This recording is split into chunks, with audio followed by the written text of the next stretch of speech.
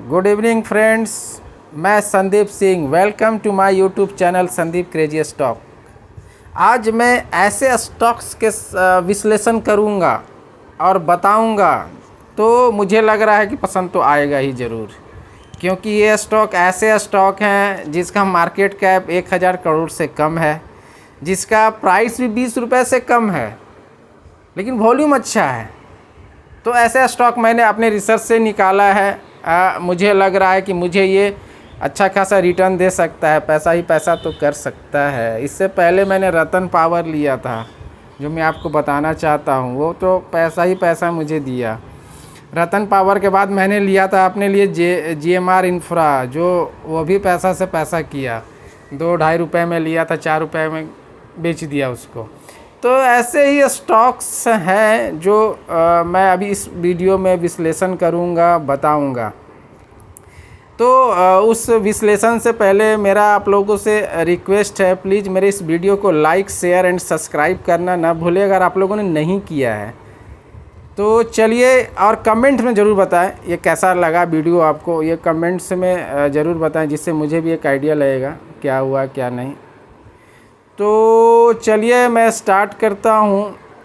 क्या penny stock लेना चाहिए या नहीं लेना चाहिए, ये तो मैं अपने आप पे डिसाइड करूँगा। उसका सिंपल सा बात है। हम लोग क्या सोचते हैं, बहुत सारे लोग सोचते हैं ऐसा कि यार फंड कम है, चलो क्वांटिटी में पेनी स्टॉक क्या आता है, क्वांटिटी में उसे बाई कर लूँगा। 500 क्वांटिटी, 1000 क्वांटिटी, 10 पैसा बढ़ा, 20 पैसा बढ़ा, 1 रुपया बढ़ा, उस पर डिपेंड हो जाएगा, वो करता है लगता है। तो मैंने इसलिए अपने अनुसार चुना। मेरा डिस्क्लेमर ये स्टॉक्स में कभी किसी को बाय एंड सेल करने के लिए रिकमेंड कभी नहीं करता हूँ। ये मैंने अपने लिए निकाला है और मैं अपने रिसर्च से अपने लिए मैं बताना चाह रहा हूँ कि मुझे लग रहा है कि मेरा ये स्टॉक मुझे अच्छा खासा मूवमेंट दिखाएगा, मुझे अच्छा खासा पोटेंशियल देगा, आने वाले आप ट्रेंड की ओर दिखाएगा। स्टॉक का नाम क्या है? ऐसा स्टॉक का मैंने पहला जो स्टॉक लिया है अपने लिए, कंफर्ट इंटेक। ये वीकली गेन में देखोगे आप लोग 29% का दिया है, अब तक 29% गेन दे चुका है मेरा ये स्टॉक। और प्रीवियसली क्लोजिंग है 14 रुपया 62 पैसा का। अच्छा स्टॉक है, मैंने इसको लिया है, 14 रुपया 62 पैसा भी हो गया है।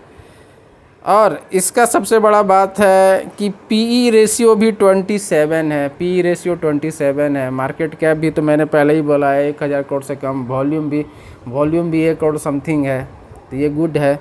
आप इसका रिटर्निंग, मैं इसका रिटर्निंग जो देखता हूँ, साल भर का रिटर्निंग है 227%, जो कम नहीं होता है। 227% का इसने रिटर्न दिया है। और इसमें मैं देखता हूं कि प्रमोटर जो होल्डिंग है 57.46% का प्रमोटर होल्डिंग है। अदर्स के पास है 42.54% का, अदर्स रिटेलर जिसको कह सकते हो। कंपनी कौन सा है भाई, किस तरह के सेक्टर में काम करती है? अल्कोहलिक और अल्कोहलिक बेवरेज कंपनी है ये। तो मुझे तो लगता है मैं इसे लूँगा और इसको अपना अनुसार से आगे लेके रखूँगा ये। और दूसरा मैंने स्टॉक जो लिया है, खूबसूरत भाई कौन सी कंपनी है जो मैंने ले लिया? इसका PE रेशियो तो हाई है काफ़ी, 63 का PE रेशियो है। मार्केट कैप भी 5 करोड़ एंड अबव का, sorry volume 5 crore and above है। मार्केट कैप तो 87 करोड़ का ही है। तो मेरे अनुसार से इसका ऑल टाइम हाई 24 रुपये का है। तो मैंने ये स्टॉक अपने लिए लिया है। 1 साल का रिटर्निंग 62% का। इसका रिटर्निंग तो कम है 62% का, लेकिन फिर भी है मेरे लिए तो अच्छा है ये, क्योंकि पैसे कम है तो कम ही लगाऊंगा, तो कम ही नहीं ये होगा, सिंपल सा बात है उसमें। तो ये मेरे अनुसार से अच्छा है, मैंने इसको लिया। इसमें आप देखोगे अदर्स के पास 99.87% का होल्डिंग है, जिसको हम लोग कह सकते हैं रिटेलर के पास, प्लस प्रमोटर के पास 0.13% का है। कौन सी कंपनी है भैया? फाइनेंस कंपनी है ये, फाइनेंस वगैरह ये करती है। तो मैंने ये 2 स्टॉक लिया है। तीसरा जो स्टॉक मैंने चुना है, Sea Coast Shipping Services. Weekly gain है 22% का, वीकली गेन दिया है ये। प्रीवियस क्लोजिंग है 6 रुपया 80 पैसा का। तो अब इसके बारे में मैं थोड़ा बता दूं आपको, ये क्या है। ये इसका मैं इसका पी रेशियो देखता हूँ, हाई बता रहा है 60, बता रहा है 60 के करीब में है। मार्केट कैप 366 करोड़ का है। और ये इसका वॉल्यूम है 87 लाख का वॉल्यूम है। इसने जो रिटर्न अभी तक मुझे दिया, 1 साल का रिटर्निंग है 81.82% का। बहुत सारा है रिटर्निंग, 5 साल का अलग होगा, एयरटेल अलग होगा। ये कंपनी इसमें शिपिंग कंपनी है ये। तो इसमें प्रमोटर का होल्डिंग 0.04% का है, अदर्स के पास 99.96%। प्रमोटर्स और अदर्स ये घटते बढ़ते रहते, इसको बड़ा चीज़ तो है नहीं। इसमें फिर FI वगैरह भी आएगा, DI, वो क्वार्टर टू क्वार्टर चेंज होते रहता है। तो इस तरह से ये हो गया। और जो मैंने अलग नेक्स्ट जो कंपनी लिया है वो मैंने लिया है एडवांस टेक्नोलॉजी। ये वीकली गेन में 11% का है। ये लास्ट वीक का मैं डिस्कशन कर रहा हूँ आप लोगों के साथ। और प्रीवियस क्लोजिंग है 0.98, 98 पैसा। अब ये देख लेते हैं इसके बारे में क्या है, कंपनी क्या करती है। इसका पी रेशियो भी 49 है, प्लस इसका जो ऑल टाइम हाई है 12 रुपीज़ 44 पैसे का है।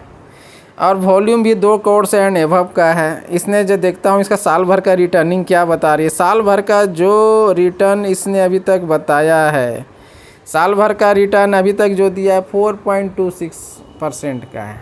ऑन एन एवरेज ये बता रहा है, लास्ट ईयर का 1 साल का रिटर्न ऑन एन एवरेज ये बता रहा है। तो और हमेशा ही ये अच्छा खासा रिटर्न दिया, लास्ट 1 वीक में 4.26%, इस तरह का डेटा वगैरह है। प्लस प्रमोटर्स के पास तो अभी 0.68% है, प्लस अदर्स के पास 99.32%। ये किस चीज़ की कंपनी है? ट्रेडिंग कंपनी है।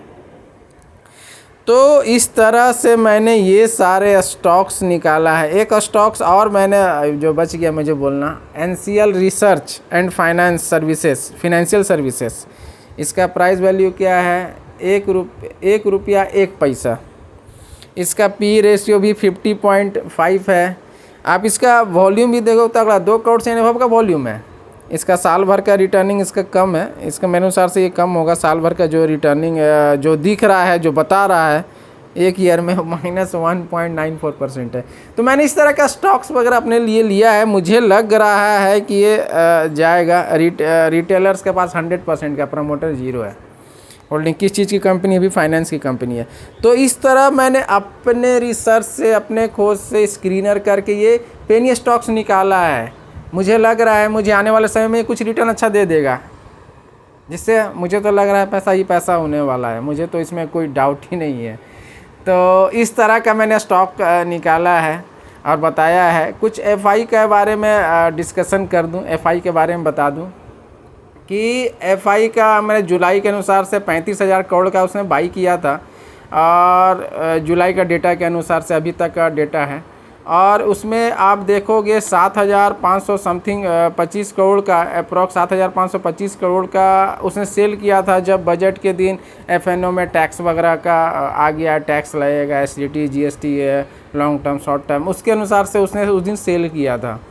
तो ये एक डेटा है। अगर FI आती है तो सिंपल सा बात है, मार्केट और बूम करेगा और बढ़ेगा। इस तरह वो चलता रहेगा। चलिए, मेरा इस वीडियो को आप लोगों को, मुझे उम्मीद है कि अच्छा लगा होगा। प्लीज़ मेरी वीडियो को लाइक शेयर सब्सक्राइब करना ना भूलें अगर आप लोगों ने नहीं किया है। और फिर मैं इंट्राडे का भी अपलोड करूंगा मेरे अनुसार से कि इंट्राडे में कौन सा स्टॉक चलना चाहिए और चलेगा या ना चलेगा, वो तो मैं अपने अनुसार डिसाइड करके देख के आप लोगों को अपलोड करूँगा अपने इस चैनल पर।